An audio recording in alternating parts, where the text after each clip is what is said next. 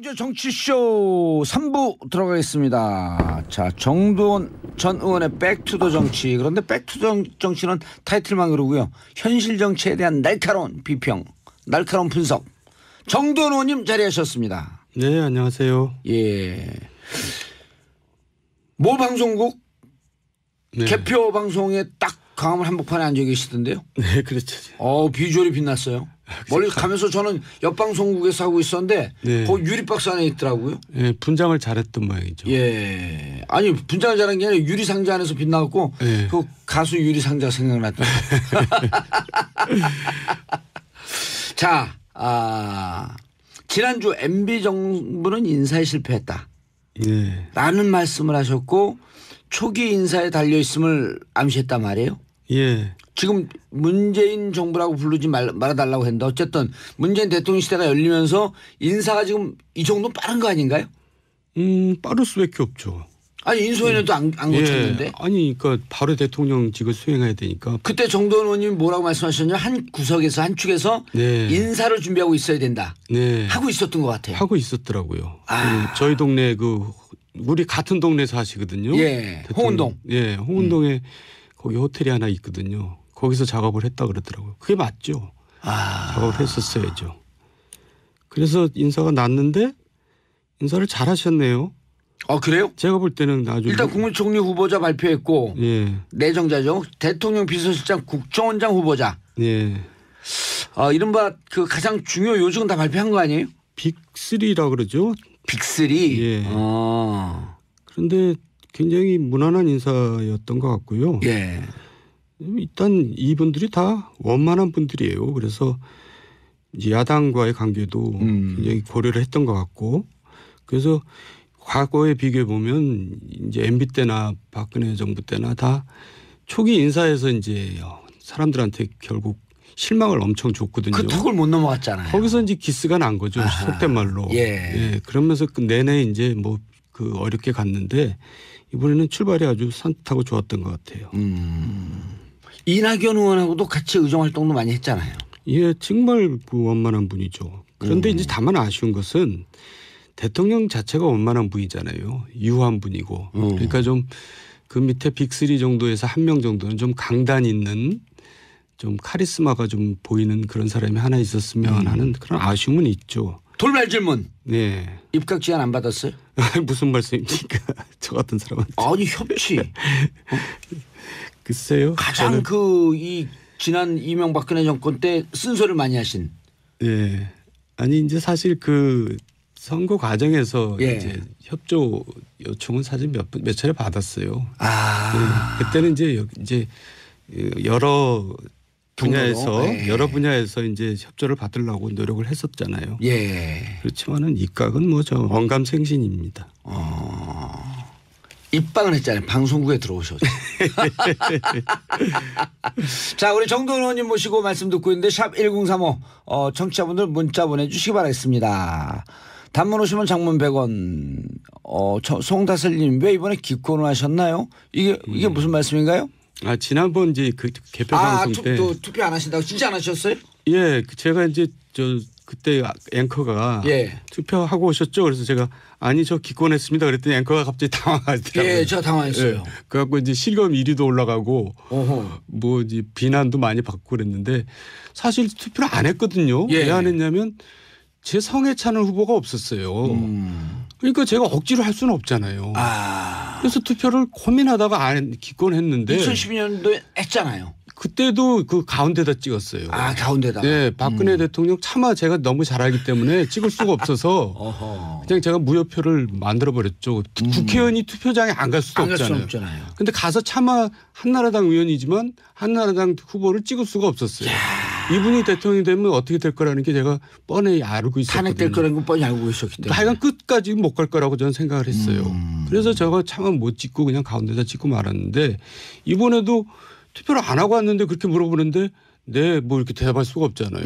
그래서 사실대로 얘기를 한 거고 그래서 제가 늘 진실을 말할 때가 가장 위험할 때라고 얘기하잖아요. 근데 이제 거짓말은 할 수가 없었고. 그리고 애들로서 할 수 없는 그런 질환이 있다고. 그리고 또 그 기권도 일종의 권리 아니겠어요.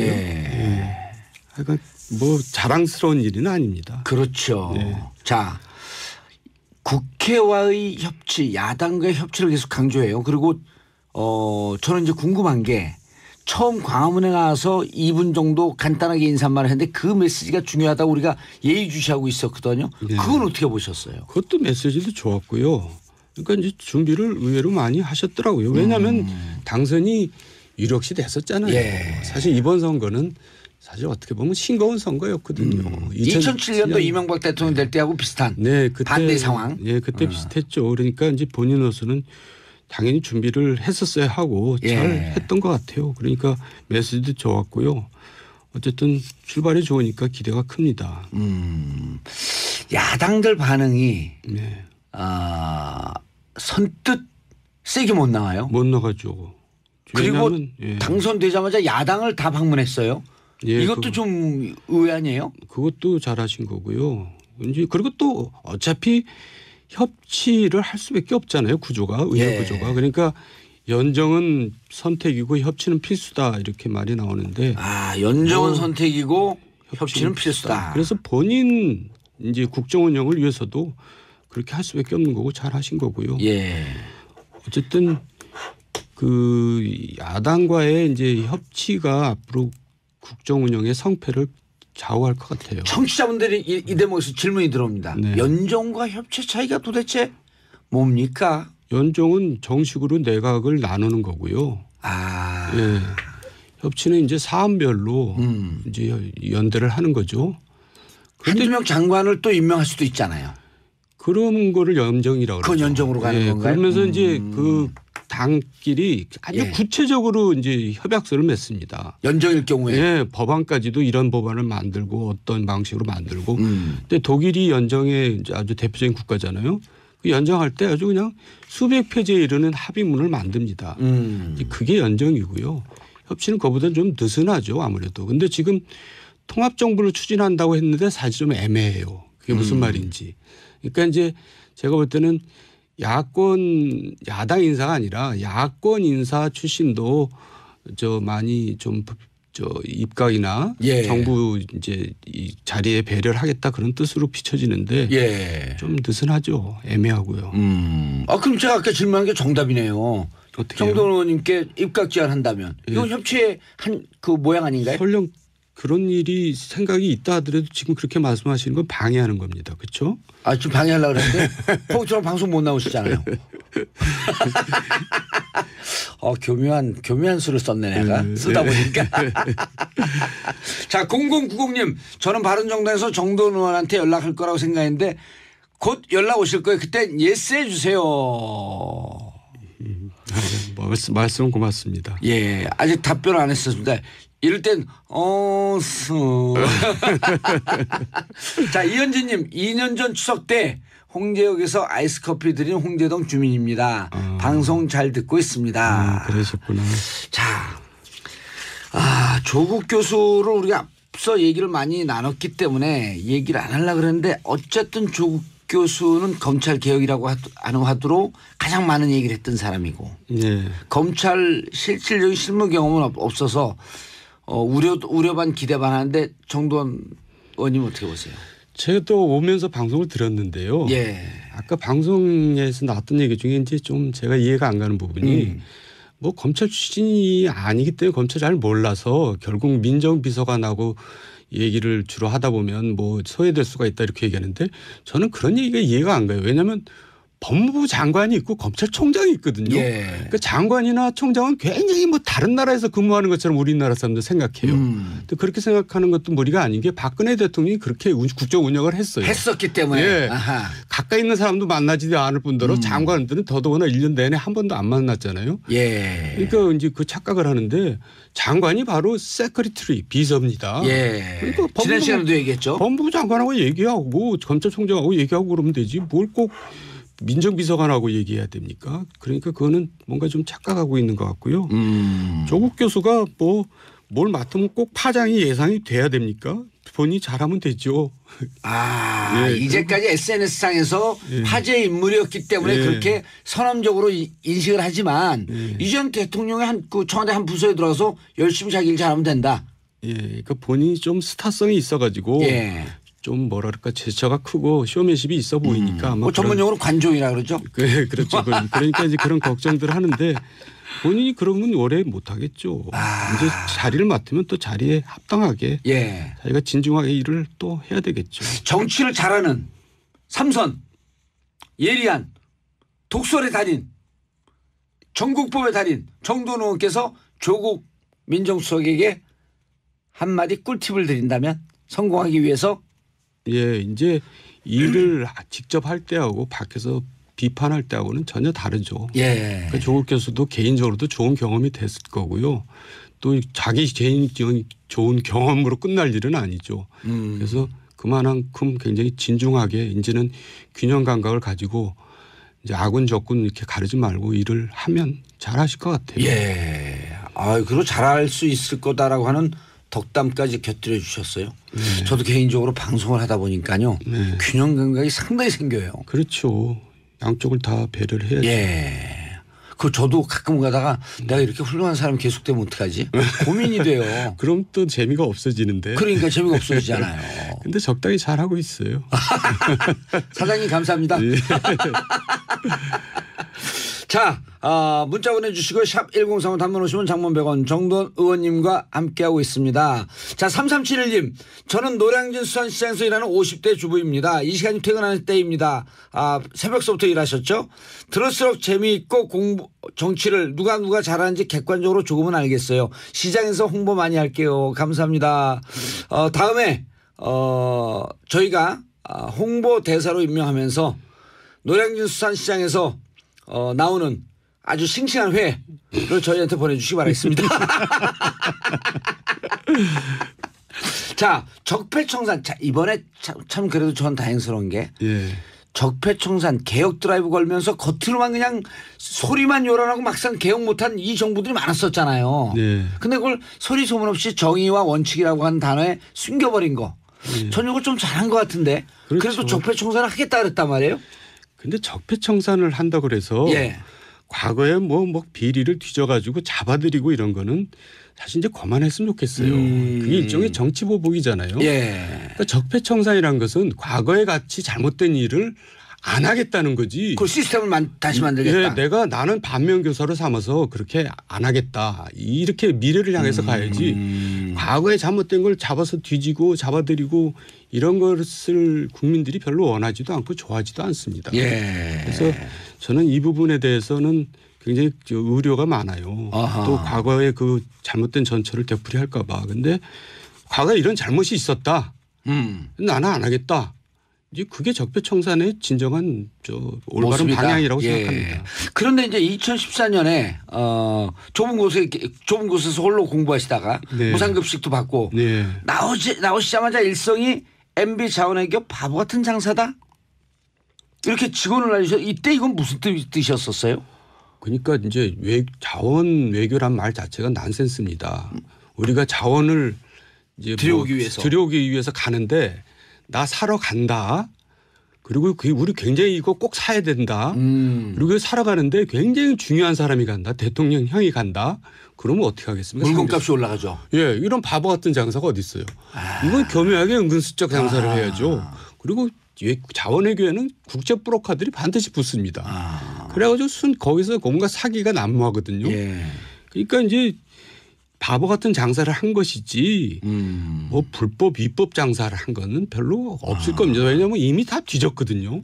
박근혜 정부가 사실은 굉장히 많이 뒤졌어요. 자원외교에 대해서요? 자원외교뿐만 아니라 4대강 뭐 방산비리 소위 사자방 조사를 굉장히 많이 했죠. 그 일반 국민들은 잘 모르는 사실인데. 왜요? 그 기업들도 굉장히 많이 뒤졌고요. 그래서 네.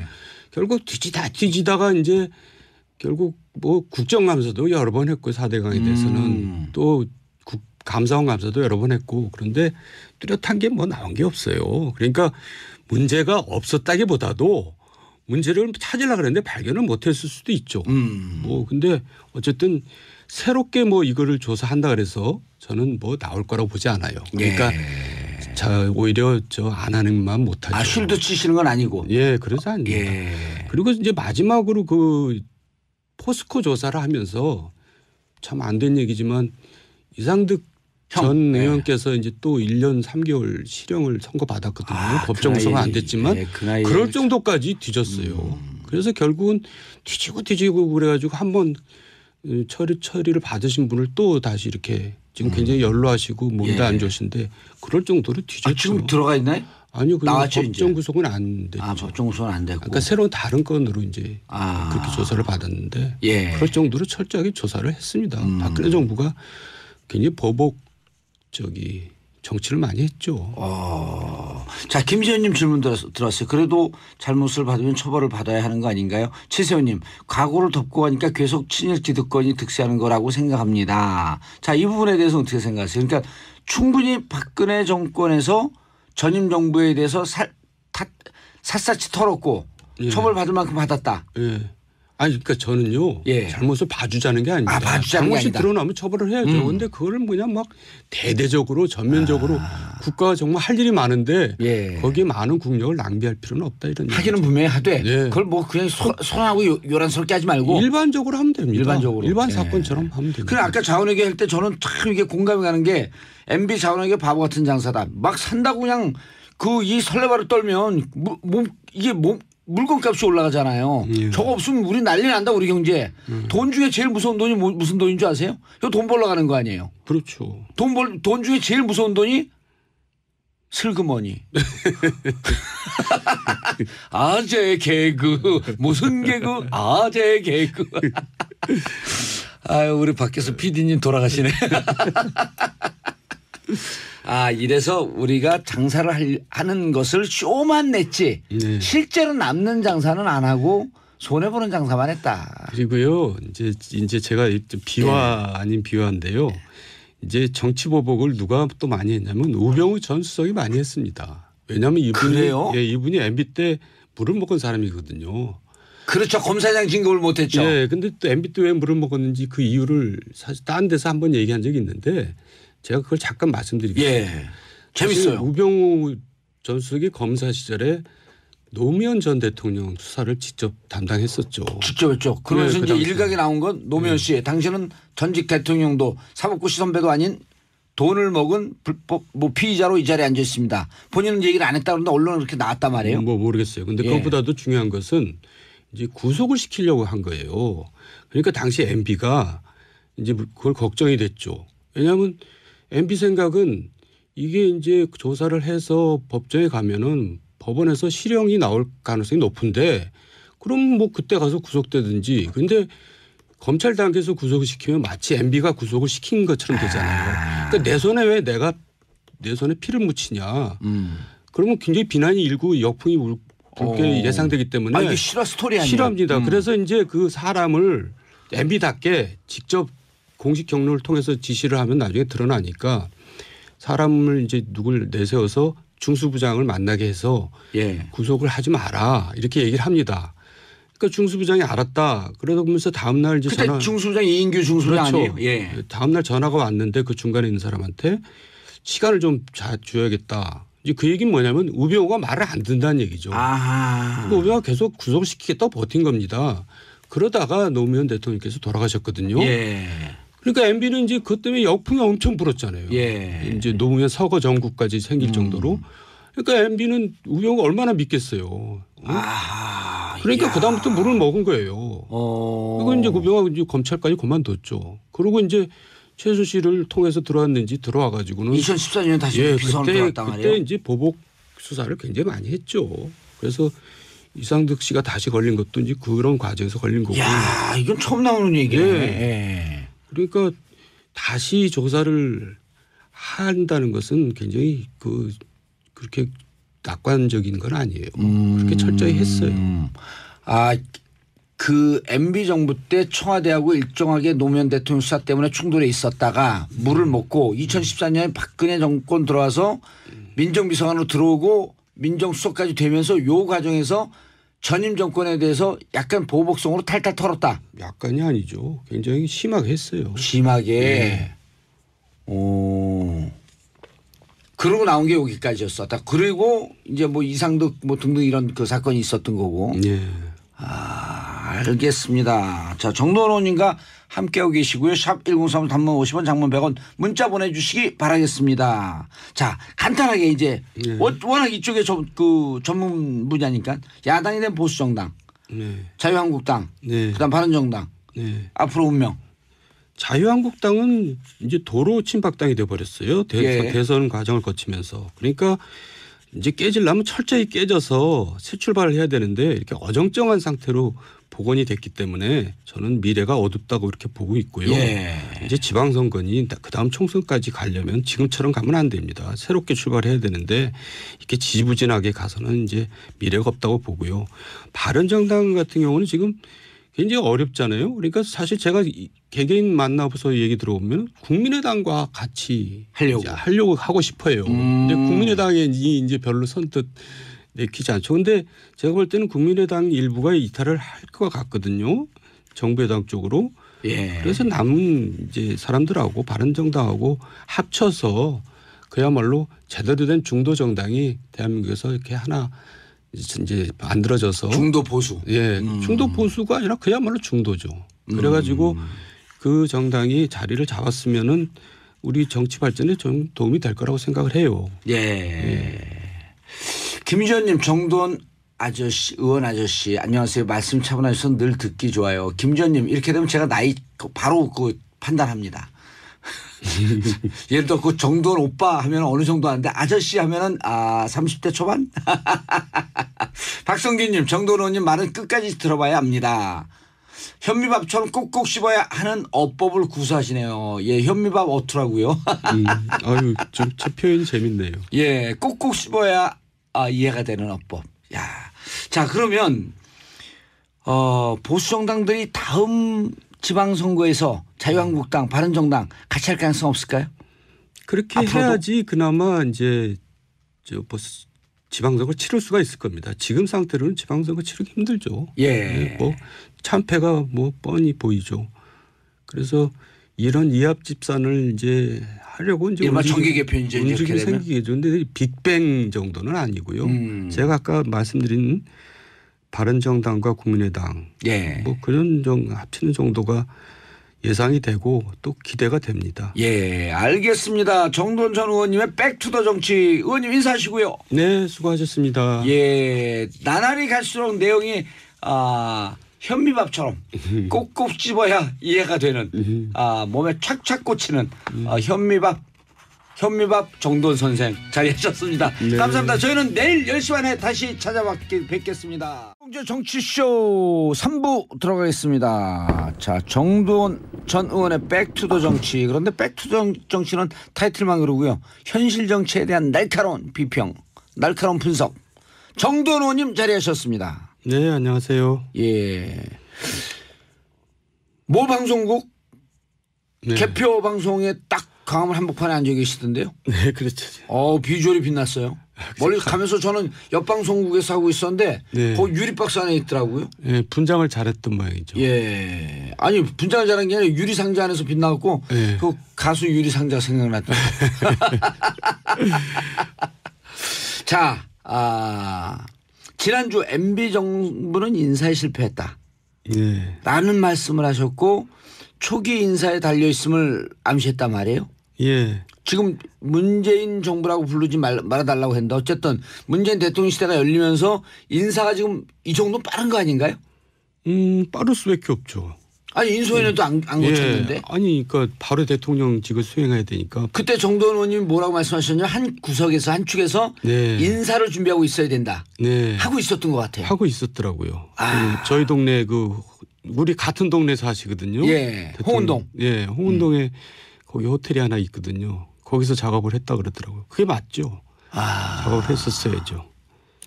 그래서 인사가 났는데 인사를 잘 하셨네요. 그래요? 제가 볼 때는 아주 일단 국무총리 후보자 발표했고 내정자죠. 대통령 비서실장 국정원장 후보자. 이른바 그 가장 중요 요직은 다 발표한 거 아니에요? 빅3라 그러죠. 빅3. 그런데 굉장히 무난한 인사였던 것 같고요.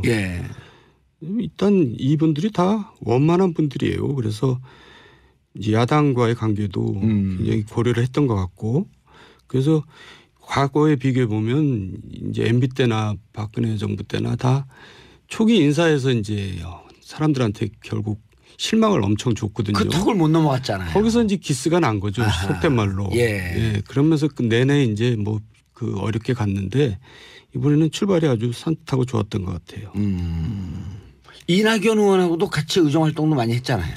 예, 정말 그 원만한 분이죠. 그런데 이제 다만 아쉬운 것은 대통령 자체가 원만한 분이잖아요. 유한 분이고. 그러니까 좀 그 밑에 빅3 정도에서 한 명 정도는 좀 강단 있는 좀 카리스마가 좀 보이는 그런 사람이 하나 있었으면 하는 그런 아쉬움은 있죠. 돌발 질문. 네. 입각 제안 안 받았어요? 무슨 말씀입니까? 저 같은 사람한테. 아니 협치. 글쎄요. 가장 이 지난 이명박근혜 정권 때 쓴소리를 많이 하신. 네. 아니 이제 사실 그 선거 과정에서 이제 협조 요청은 사실 몇 차례 받았어요. 네. 그때는 이제 여러 분야에서 이제 협조를 받으려고 노력을 했었잖아요. 예. 그렇지만은 입각은 뭐 저 언감생신입니다.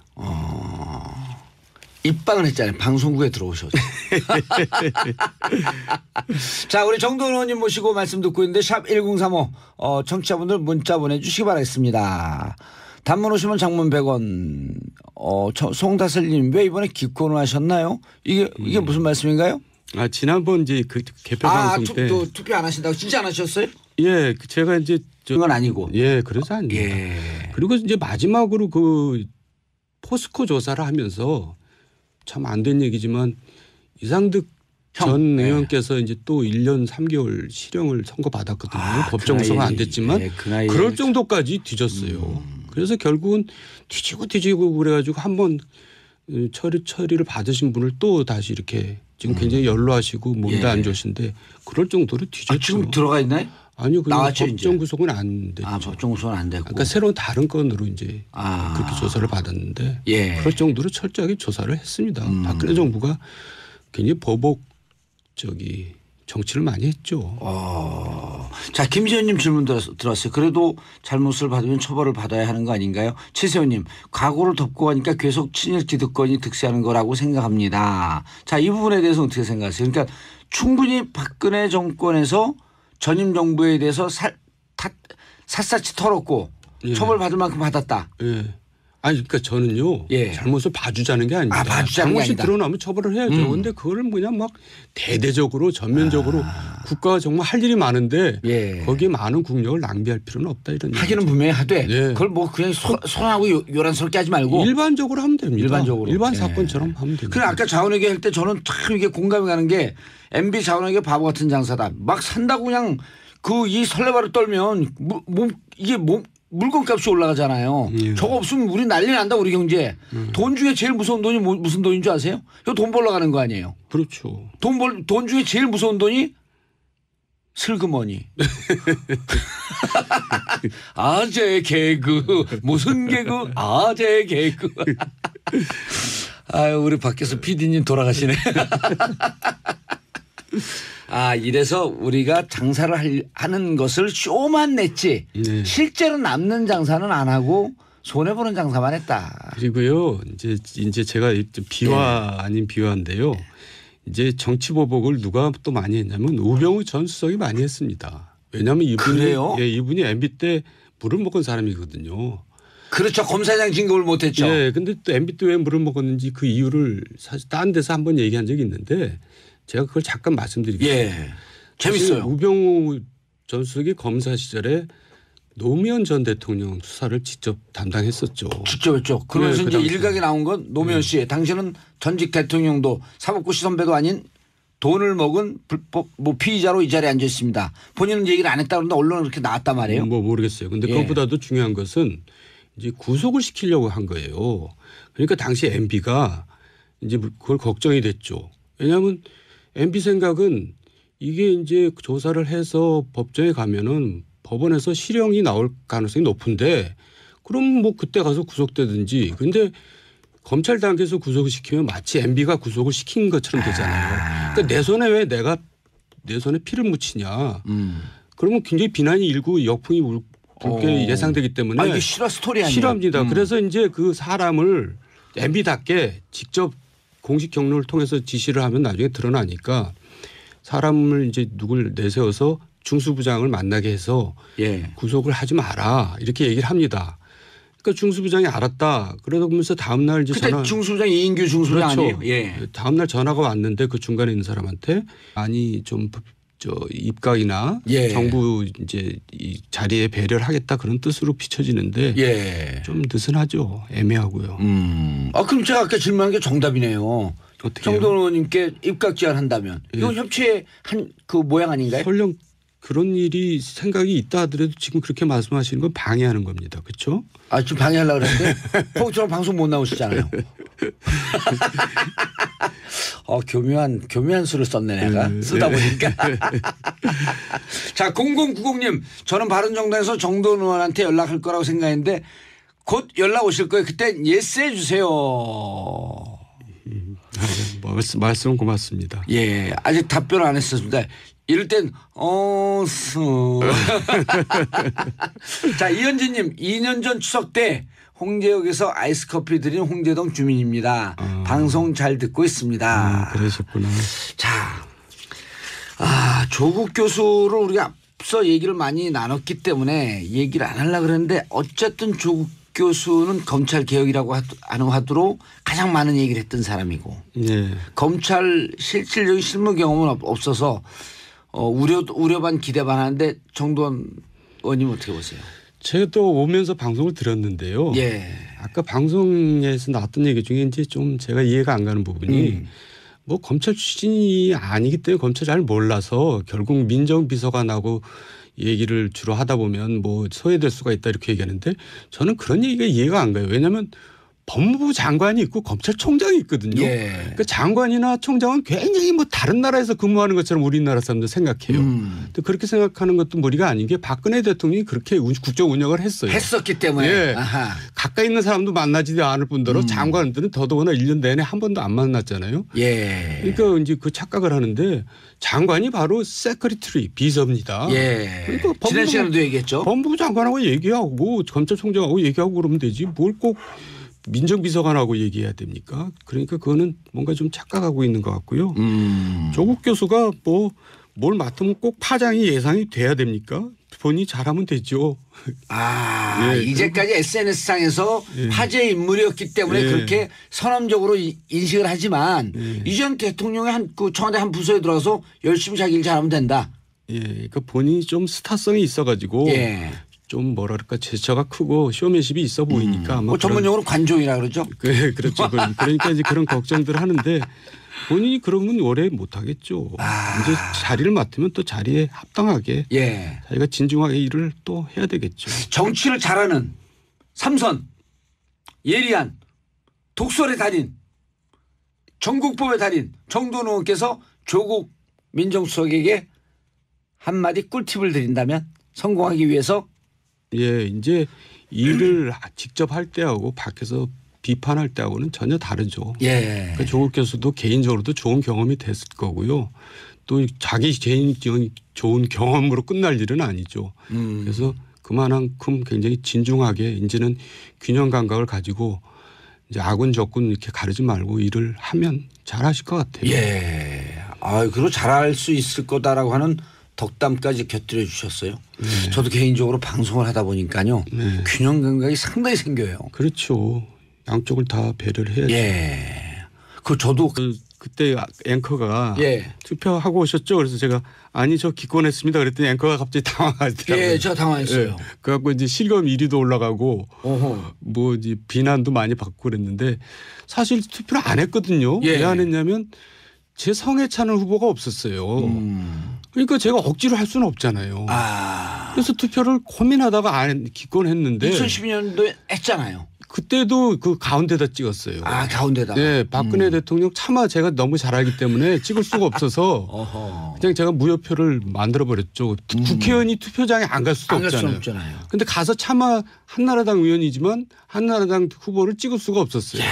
이분이 대통령이 되면 어떻게 될 거라는 게 제가 뻔히 알고 있었거든요. 탄핵될 거라는 건 뻔히 알고 있었기 때문에. 하여간 끝까지 못 갈 거라고 저는 생각을 했어요. 그래서 제가 차마 못 찍고 그냥 가운데다 찍고 말았는데 이번에도 투표를 안 하고 왔는데 그렇게 물어보는데 네, 뭐 이렇게 대답할 수가 없잖아요.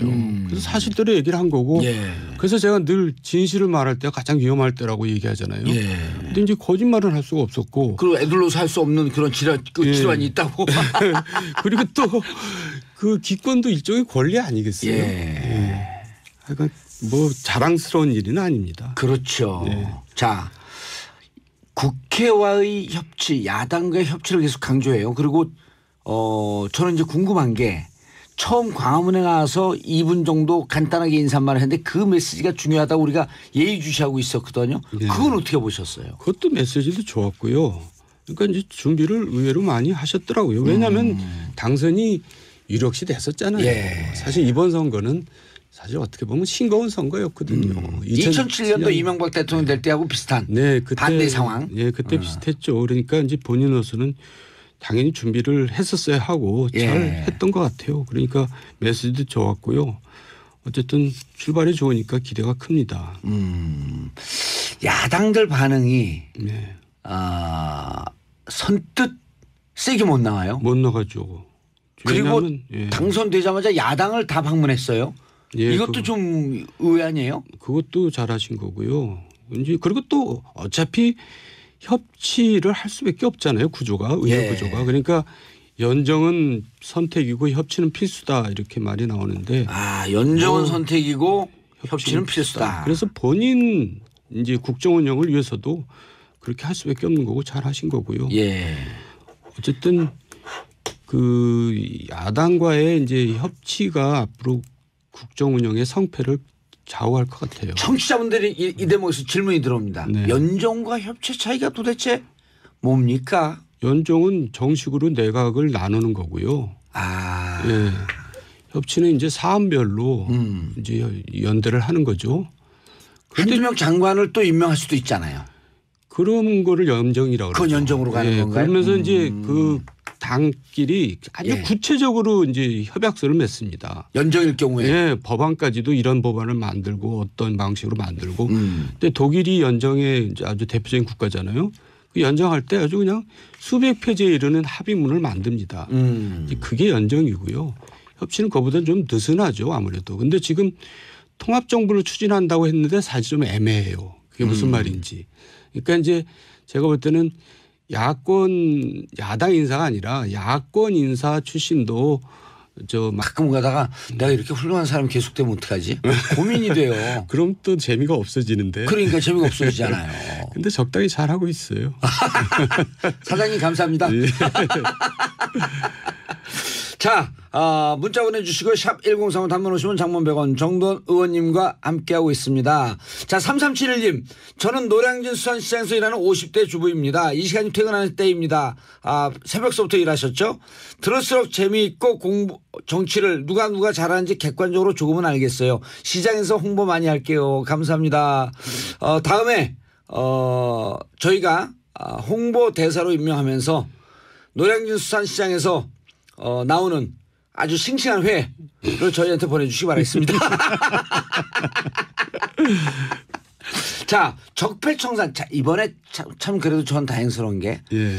적폐청산 개혁 드라이브 걸면서 겉으로만 그냥 소리만 요란하고 막상 개혁 못한 이 정부들이 많았었잖아요. 네. 근데 그걸 소리 소문 없이 정의와 원칙이라고 하는 단어에 숨겨버린 거.